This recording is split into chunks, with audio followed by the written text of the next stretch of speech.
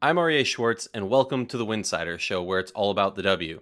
Today, I am honored to welcome to the show one of the best beat reporters out there, Alexa Philippou. If you're following the W or NCAA, you know the name.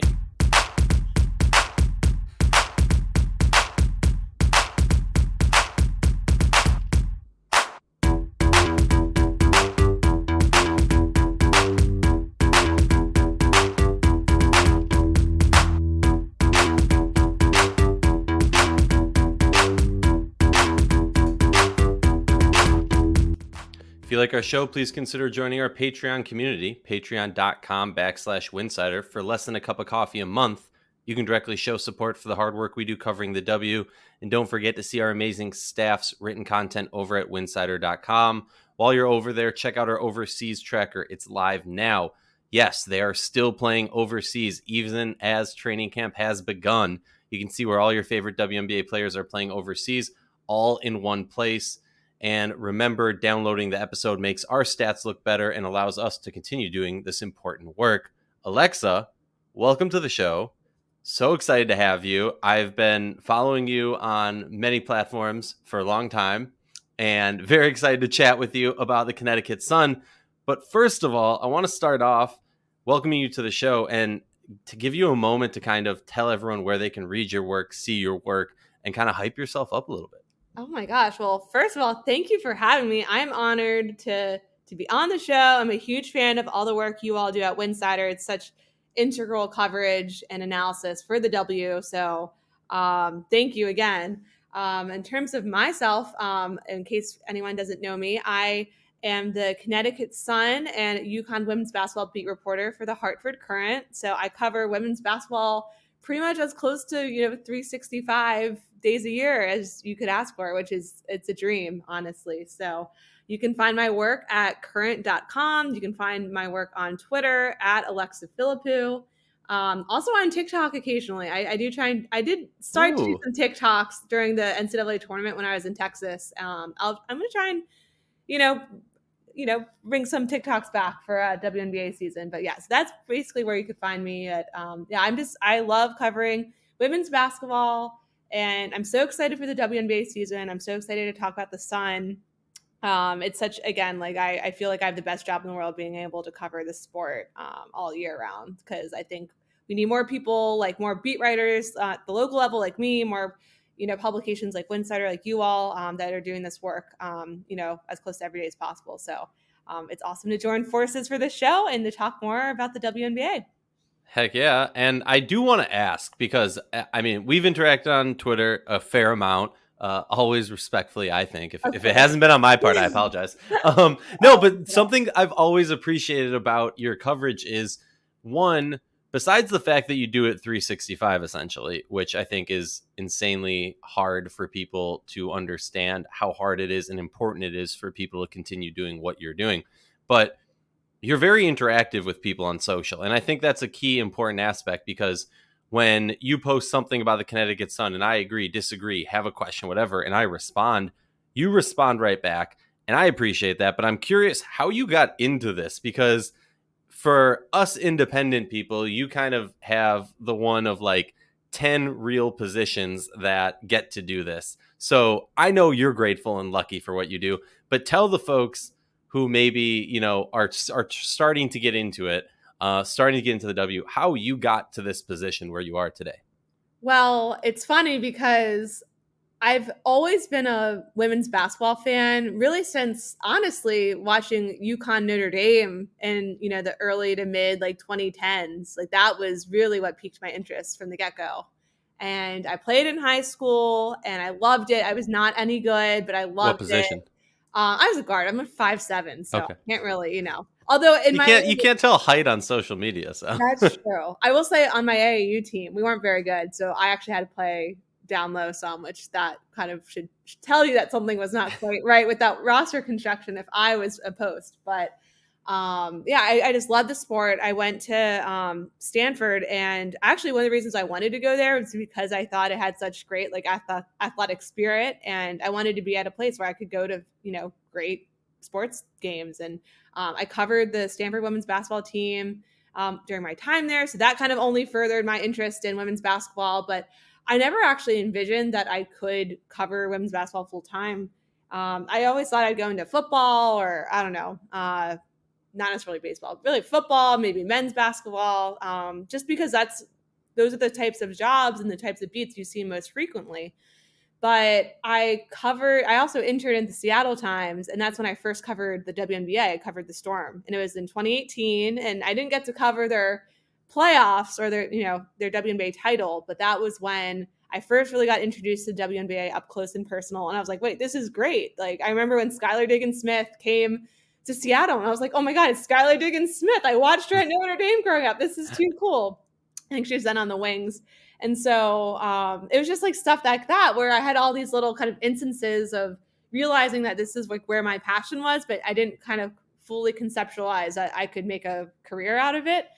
And I really just got lucky. I saw this job, my current job opened up in the summer of 2019. And I at that point, had just kind of graduated, and I did some internships, and I was trying to like think of my next move. I was traveling. I was actually literally in Greece when I saw the job had opened up, and I applied. They took a chance on me, I guess, and the rest is history. But it only just being here has only further kind of proved to myself, like, this is what I'm passionate about. Like, it's hard for me to, I don't think I'd be as happy if I covered, the Baltimore Ravens, or, some MLB team, or even maybe an NBA team. I'm not sure. Right now, I'm so happy to be, like you said, there's not many jobs where you can cover, full-time women's basketball kind of on a salaried basis. So I'm just really grateful, and I just love what I do every day. Well, we love it too, and we're excited to have you on the episode. Let's talk some Connecticut Sun. A rough offseason, right? Just tough. Losing Alyssa Thomas, a person who literally put the team on her back, not shoulders, had to go there. And like willed this team to the semifinals this past year. What did they start off? 0-6, 0-5, something crazy like that. I mean, it was what we saw from Connecticut this past season was not only growth of a team in real time, but also just how powerful and good of a basketball player Alyssa Thomas is when she can do the things that she did. She gets injured, is out for the season due to an overseas injury. And anytime I mention this, I always want to stress that she should be getting the Breanna Stewart rule, called the Stewie rule, the ambassadorship. But politics is keeping that back. We don't need to get into whatever, but I think we both can agree that it's just ridiculous that a precedent was made that when a star top talent in the league goes down with an overseas injury, again, I didn't make this precedent, the league did, that they created this ambassadorship role for Breanna Stewart, where she was paid more than her rookie scale contract at the time to do. I have no idea what she did. And that, I'm not knocking her, like, get your bag, Stewie, but like, if you're going to set that precedent, I always need to do this rant. You also need to do it for the other players who, yes, Alyssa Thomas is maybe not as big a name as Breanna Stewart. I get that, but that doesn't matter. She's just as important to the team, if not more important to the team that she plays for. And it put Connecticut in a really tough bind, salary cap and roster wise. Alexa, why don't you explain what this does to the roster, having her on the salary cap? Right. So basically, and the kind of nuance of this situation is that Alyssa Thomas was a free agent when she got injured. So the Sun ended up signing her to a multi-year deal, and they didn't want her to escape away, and they're basically right now going to pay her to rehab. They're paying her. I have the shout out to her hoop stats for their salary cap sheets. They're paying her $200,000 this season just to like rehab in Connecticut. And but because of how their roster is constructed, because they're paying someone like DeWanna Bonner a lot of money, and they're paying Jonquel Jones a lot of money, they basically can only have 10 healthy players on the roster at a time. So Kurt Miller will always say they're carrying 11 this season, but that 11 includes Alyssa Thomas. So they're, and hope they're going to keep their fingers crossed that they don't have any other major injuries or anything like that comes up. But it is severely limiting kind of what they can do and how deep they can go. So right now in training camp, they have, and again, I'm going to use the numbers, including Alyssa Thomas. They have 9 returners. They're not all back at Connecticut yet, but they have 9 returners. They have 2 open spots, and those 2 open spots are being competed for by, I think it's like, it'll be ultimately be 13 people, either they're draftees or people invited, like training camp invitees. So just a really unique situation, not an ideal situation. And I'm just personally, as a fan of basketball, I think anyone can actually agree that it's such a bummer that we don't get to see the big three after, we thought we'd get it last year. And the big three, by that, I mean, DeWanna Bonner, Jonquel Jones, and Alyssa Thomas. Obviously, Jonquel Jones opted out of the season last year. So then we're like, okay, 2021's the year. And then Alyssa Thomas got hurt. So now it's basically, actually Jonquel Jones, I think she's a free agent after, is it after this season? Right. Yeah. So in theory, 2022 maybe, but also there's just so many unknowns. And hopefully Alyssa comes back to full strength with her Achilles tear, but that's such a tough injury as it is. So the Suns also kind of, I don't want to say taking a chance, but they're really hoping that they're paying her a lot of money with the assumption that she can return to what she once was. So there's just, tough offseason, like you said, for the Sun. Oh, and I would add to it that, I mean, look, Alyssa Thomas was a free agent. Let's be realistic. There was a lot of people knocking on her door, blowing up her phone saying, hey, we want you on our team. And I know from talking to people off record, so I'm not going to name names, there was multiple teams that offered her, we'll take the hit. We have the salary cap to take the hit and not have this affect us like it will affect Connecticut. But so Connecticut not only was in a tough situation of like, look, this is Alyssa Thomas. I mean, she is the soul, the engine of our team for many years now, and we want to do right by her. But they also had that of, even if Alyssa Thomas wants to, if there's that mutual understanding, whatever, there's still that little birdie of other teams going tweet, tweet, tweet, we'll give you money, that causes this situation to be a little bit more frictiony than anybody would really want, besides those other teams are like, let's get all the friction going.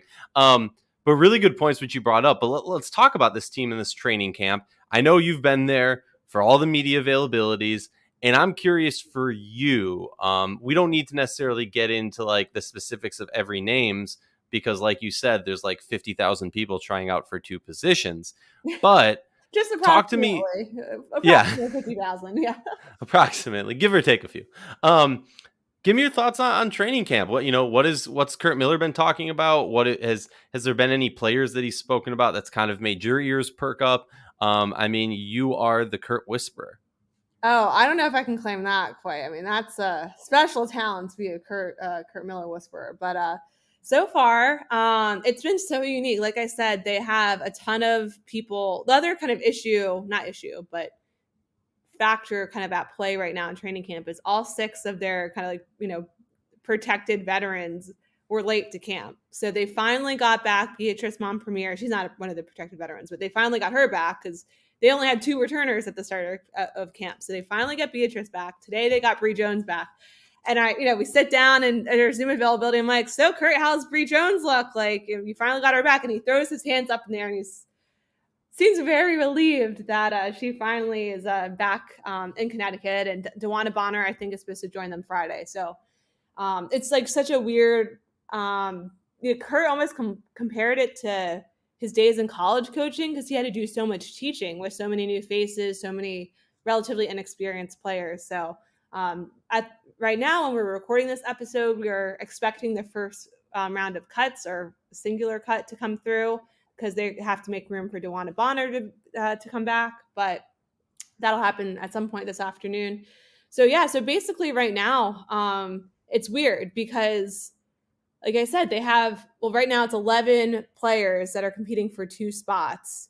And so the vast majority of these people aren't even going to be on the team in like 2 weeks. So, and then like the players that Kurt's going to build the team around are like finally starting to come back. So they can't even really get into the crux of like, okay, how's it going to work to have to play Jonquel Jones and Bree Jones, on the court at the same time? Like they can't even get that figured out now because Jonquel Jones is not at camp. So It seems like it's been competitive, though, from what Kurt said. He's had good things to say about the draftees. I think everyone, including the draftees, are still kind of, they have flashes, but they're learning, and they're trying to see like that improvement from day to day. And then a few names that have popped up just over the first 2 days in terms of the kind of free agent signings they had were like Morgan Birch and Fionda Fitzgerald.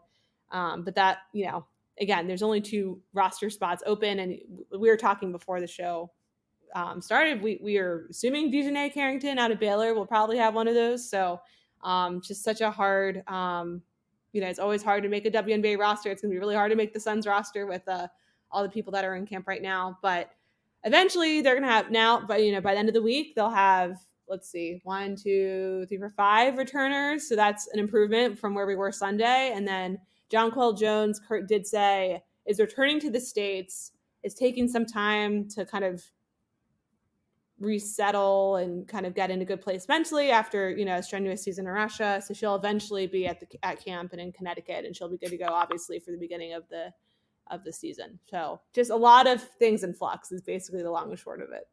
Yeah, no, and that sounds horrible for his coaching staff and frustrating for the players. I hope Fitzgerald makes the roster just so I can use the nickname Fitz, because it's just fun to say. Yes. But no, I mean, I agree. I think, when they got Carrington, it was very easily and very quickly for me. Look, no one's filling the shoes of an Alyssa Thomas. There's not another player like her in the league. But something that I did see, and people have scoffed at me about this, is Carrington, there's just something about her game that in my mind goes, that is the perfect backup for Alyssa Thomas. Now, something we always need to talk about when we're talking about a Kurt Miller run team is he is known for basically starting and playing his starting 5 all game long.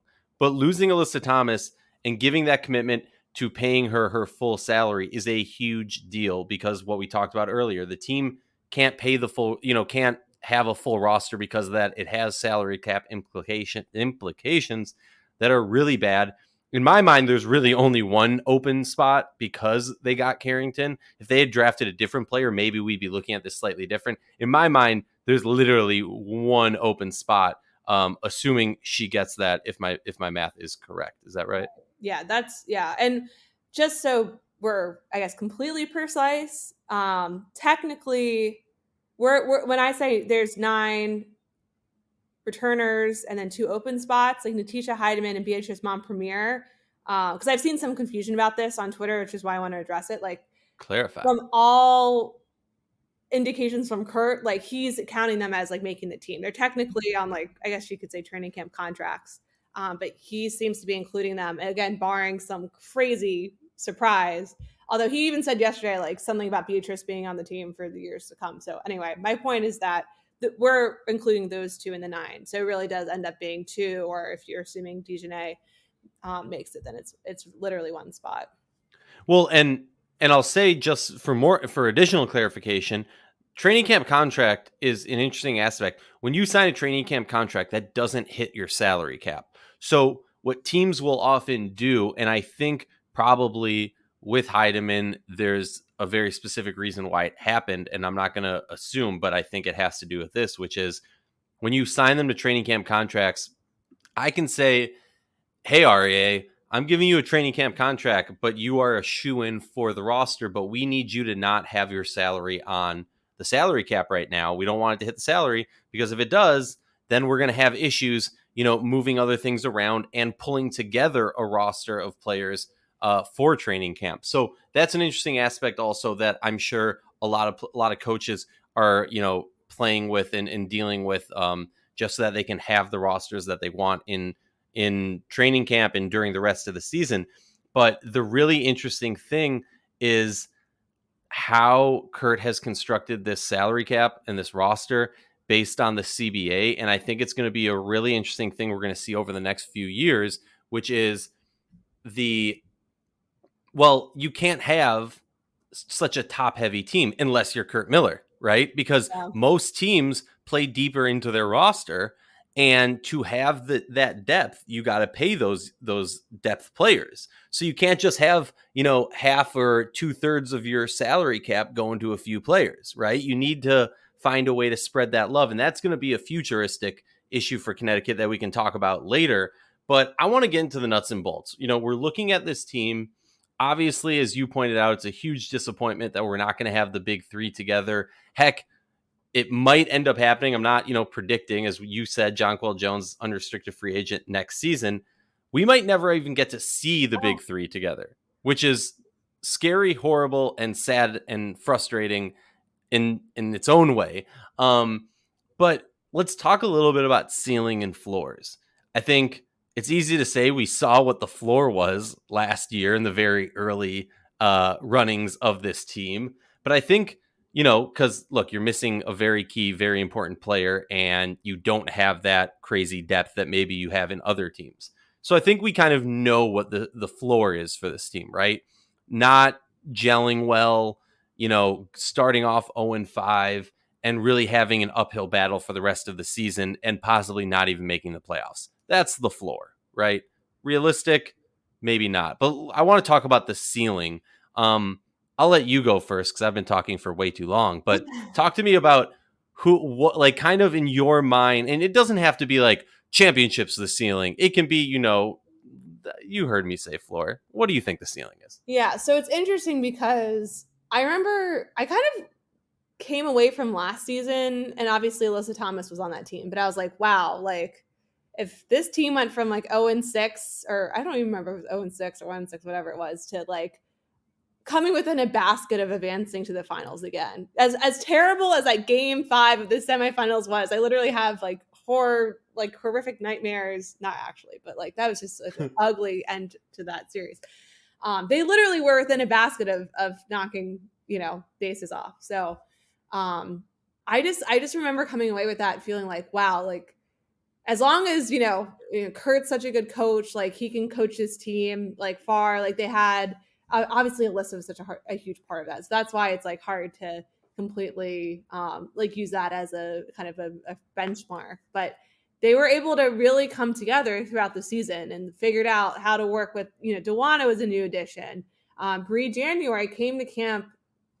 She came to the bubble late and, after having COVID. So it took her to get some time under her belt. And I think the bubble season just in general was so weird that I don't feel like I would be shocked if we see the same kind of repetition of like the, winless start as we did last year. Although again, like now they're figuring out how to play without Alyssa and then those same players from last year with Jonquel Jones. So I think that's a whole roundabout way of me saying like, I don't really know what to think about this team because you can't even look back to 2019 because that team had Courtney Williams and Shakina Strickland.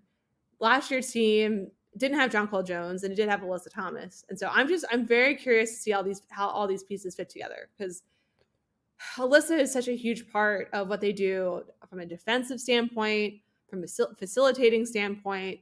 So I just have questions over how they're going to kind of replace that. Now, in terms of what they need to do to compete, to have a deep playoff run, or if they want to compete for a championship, like what that would have to look like. I'm again really interested to see how Jonquel Jones does in her first year back. I think she's going to be hugely important. I mean, that's like an understatement. She had a NBA or MVP caliber season in 2019. I think she only becomes more important now without Alyssa. And then again, like how is she going to work with this is their whole front court? Like how is she going to work with Bree Jones? Are they going to move? Are we going to see more of Dewana at the, is she going to be moved to the 3? Or how are they going to kind of just make all that work? Who's going to be that kind of more? They need another kind of explosive guard, I think, that can create their own shot. If that's going to be someone like Dejanay, that could be great for them. But anyway, I don't really think I answered your question. I think and for everyone to know, like usually, I don't actually know usually how this happens because for as long as I've covered the W, it's mostly been, like at least training camp sort of situation. It's been all virtual. So I haven't even seen practice. It's not like I can be like, oh, well, this is what they're, playing around with in practice. But I feel like you posed the questions of what's going to be like what are the questions to decide what that ceiling is? And I snap second, whatever the term is, what you're saying about Jonquel Jones. I mean, they lost Alyssa Thomas, a player who was playing at MVP caliber play, and they replaced her, not replaced her, verbatim, but they replaced her with a player who has played at MVP caliber play,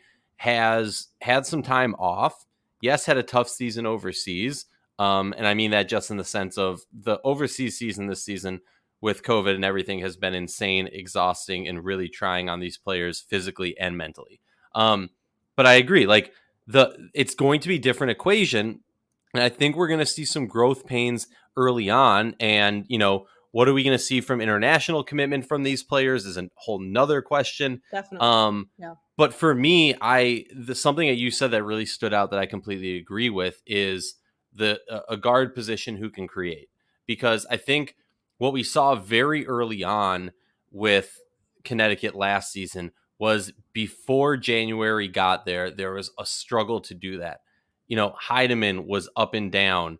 Holmes was up and down. Like there wasn't consistency. All these players, that were on the roster last year showed promise, showed the ability to do things.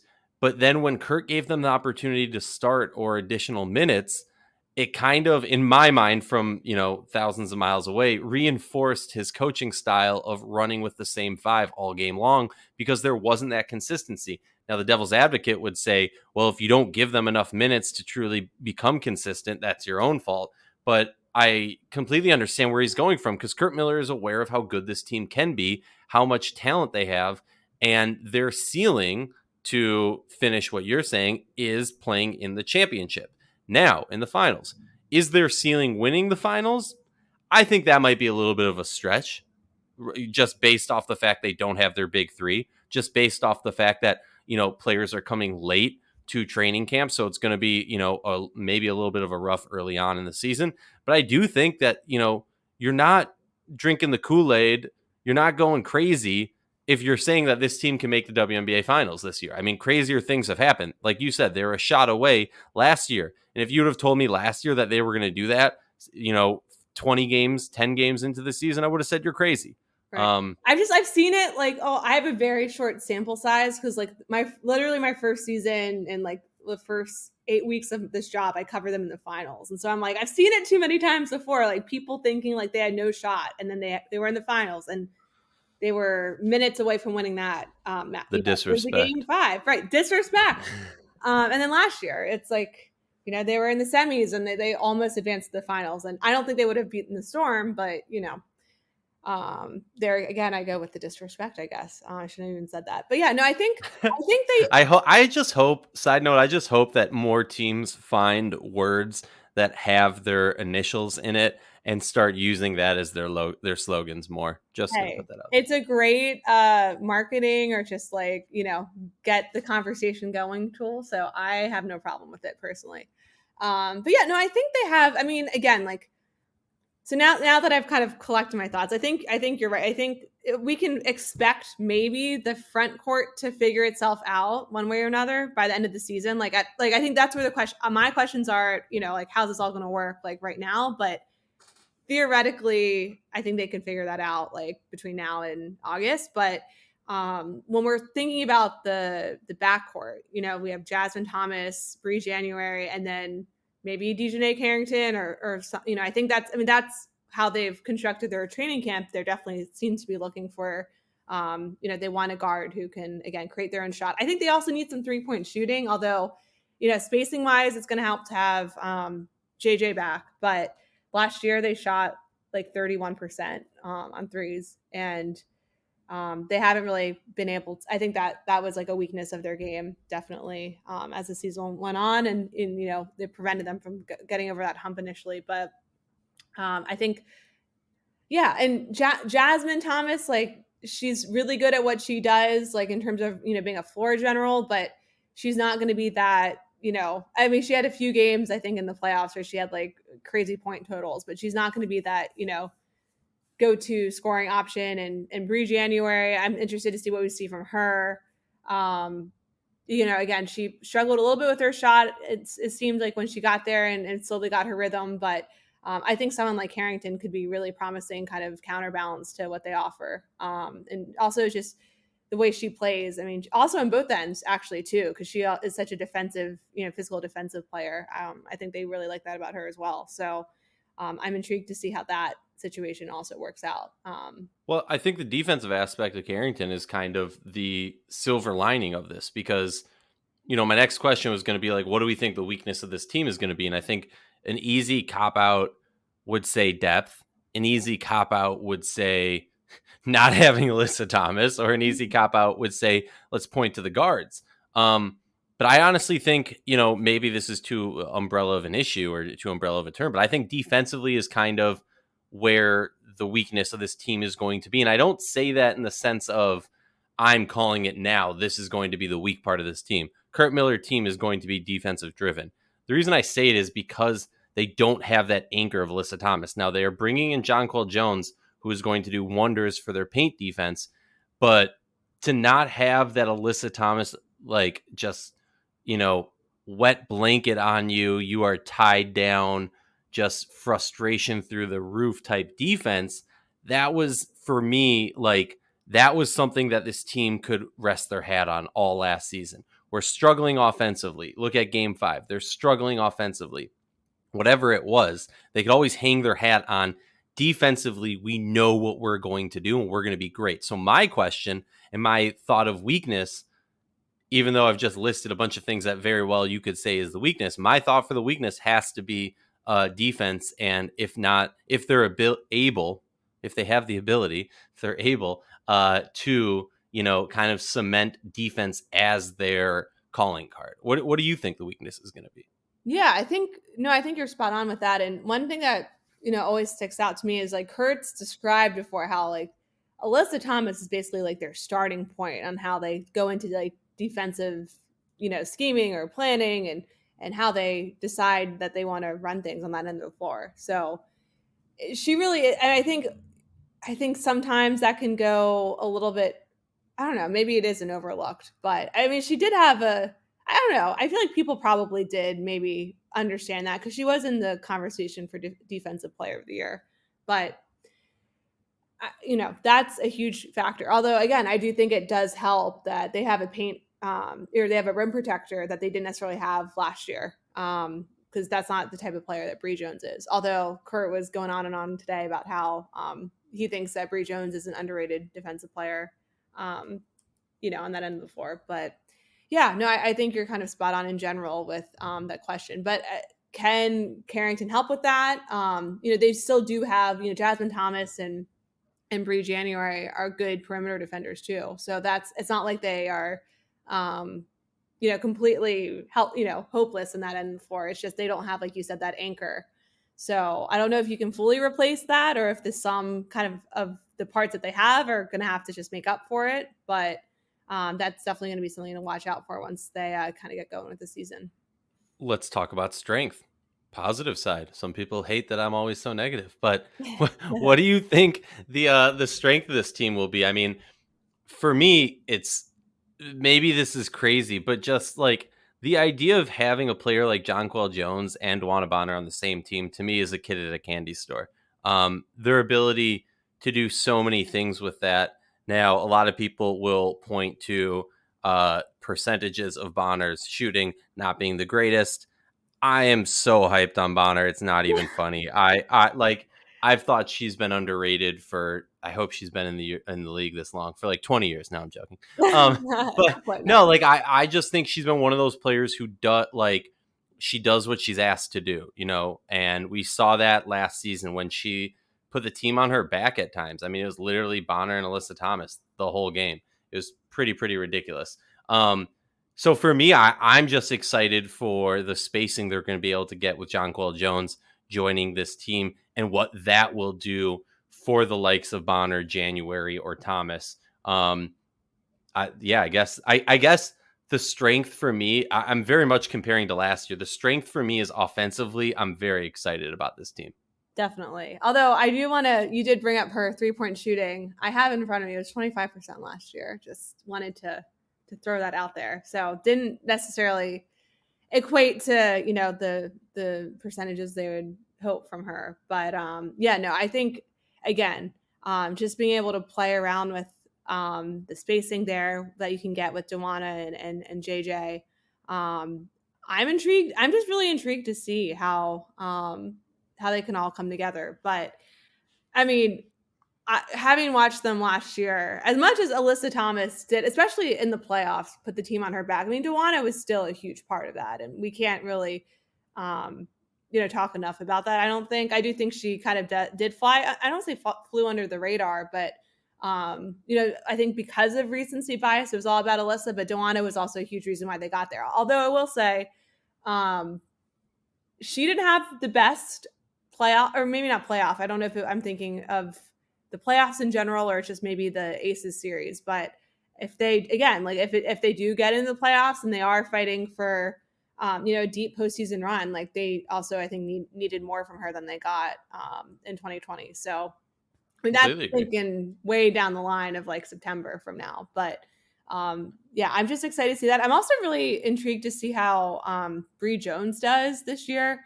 Kurt's been really high on her after, you know, the season she had overseas. And, you know, I think her just especially because of, you know, just how this roster is constructed, the fact that, and I'm not necessarily sure if this is a thing, but if JJ does have to go to Eurobasket in June, I think that only becomes more important. You know, that Bree Jones is being able to build off of the season she had last year. So that's kind of, I guess that's like a, I'm not, maybe not in terms of an offensive strength. I'm answering that question, but that's just another, again, question or factor to their offense that will be important. But yeah, I'm excited in general too. I'm Bree January getting another year under her belt. I know she's on the more kind of older experience side, but you could also see just how much things changed when they did get her back fully healthy last year. So, Well, and that was the other thing. I think healthy is the key word with that one, because a lot of players, you know, Courtney Williams in Atlanta, Glory Johnson in Atlanta, and there's a few other players, and I'll obviously want to give, you know, the biggest prayers and sweet recovery to Asia Dur, who has had long-term effects from COVID. I feel like a lot of people, you know, Connecticut was seriously affected by COVID, and by losing multiple players, some players for the whole season, some players for part of the season, then you had to build their way back. Atlanta was also one of those teams that was seriously affected by it. And you saw players who played with more energy kind of not really have that same energy early on because they were getting back from it. So I do want to tip my cap to what you were saying with that. But I did cut you off. Was there something that you wanted to finish off with? no, I don't think so. I'm just kind of, yeah, again, I think my overall just I guess message right now is I just have a lot of questions. I feel like that's like a bad cop out for a beat reporter who's supposed to be like an expert on this team. But you know, I think there's a lot of reason to be. I don't think they're. I think the other kind of biggest takeaway I have is like I don't think it's like a lost cause that like just because they don't have Alyssa and maybe they can't win a championship, but I don't think it's a lost cause that they're gonna have like a terrible season. Also, just looking at other teams and just looking at like the kind of like the track record that some of these players have and you know that Kurt has, I think they could also have like they could probably surprise some people with what they do by the end of the season. They're going to be one of those teams that are going to be fun to watch. I mean, no matter what, because of the differences, because of the changes, it's going to be exciting to just see Kurt coaching this year, and what he can do. So I'm going to put you on spot. Oh You God. have to pick one player on this roster that is going to be the key for their deep playoff success to championship finals, semifinal, whatever it is. This player is going to be the key in your mind for them making a deep playoff run. Oh gosh. And I'm going second because I want you to have full pick of the team, and then Okay. I won't pick the same as you. Okay. Maybe I don't know. I'll say Jonquel Jones because just coming off of the year that she had in 2019, and despite, you know, she obviously was in the bubble last year, she I think if she can build upon that, and it's kind of weird because of the fact that she didn't play with the team last year, but if she can build off of what she had in 2019, I think that that makes this team like so much more dangerous. I'm really excited to see how I think again, like just everything we've talked about, I'm really excited to see how she can look out there, how she can work with all these pieces. I think they definitely missed her last year, even though they did kind of figure things out towards the end. So just with her versatility, the spacing that she brings, that she's going to be able to be a rim protector and contribute defensively in ways that they didn't necessarily have last year. I think if she can repeat / build upon what she did in 2019, then that would be key for their deep postseason run. Well, you stole mine. Sorry. So no worries. I'm just super hyped on Jonquel Jones, and I agree. I mean, look, if you're talking about a player who's going to be playing MVP caliber play, you'd be crazy not to, mention her name as the key player. I'll be honest, I'm a little bit torn between Bonner and Jasmine Thomas, and I'm gonna say that it's gonna be Jasmine Thomas. And the reason I'm gonna say that is because I think Bonner is kind of the easy response. Jasmine Thomas is the player who, for years during when they had that set five of Shakina, Courtney, the Thomases, Jonquel, like when they had that set five, the question kept being, okay, but who's going to be that go-to scorer when they're in a time of need? And the deflective response was always, it doesn't matter. We have a stacked lineup. We can give it to whoever. But I've always kind of pinned Jasmine Thomas as a leader of this team in the sense of, we saw it in the playoffs at times. We saw it where she just blew up for, I think it was 32 points in that one game. Mm-hmm. And defensively, no one's ever going to question her defensive game. For me, it's going to be about, obviously she's going to have a little bit more ground to cover with not having the amazing play of Alyssa Thomas defensively, but offensively, if she can, kind of step up her offensive game consistently, I think right there, you're talking about a team that loses a lot of the question marks that we've been talking about this whole episode. So that's my final answer. One more time, remind the folks where they can see your work. And if there's any other topic that you want to touch on real quick, please let me know. I just wanted to add to the Jasmine thing. I think you can probably argue for the most part that like the Sun go as like Jasmine goes. Mm-hmm. And I just think that's even maybe going back to like beyond last season. So I think that only just like further solidifies your point. So I'm intrigued to see if they kind of look to her more as that go-to scoring option, or how that can play out. Because like they can't, for so much of like last year, if they did need a basket, they're going to Alyssa. They can't do that now. So do they look to Jasmine? Are they going to look to Jonquel? Are they look to Duana? Or are they going to actually trust their point guard to get it done? So we'll That's have to see. question. So many questions. So exciting. In terms of plugging my work, yes. I can be found on Twitter at Alexa Philippou and then at current.com. We'll be covering all things Sun and also just big picture WNBA stuff. One of the cool parts of my job is that because I have the Sun angle and also, all the kind of entry points of former UConn players playing in the league, I'm going to try and do some big picture stuff for the league, or, checking in with the different UConn players too. So you can also find my stuff on them. Well, I'm excited for that. That is amazing. Here's your daily reminder of Winsidr is your one-stop shop for all your WNBA news and conversation. But we can't do it without your help. Become a subscriber at patreon.com/Winsidr. For just a few dollars a month, you can help grow the game.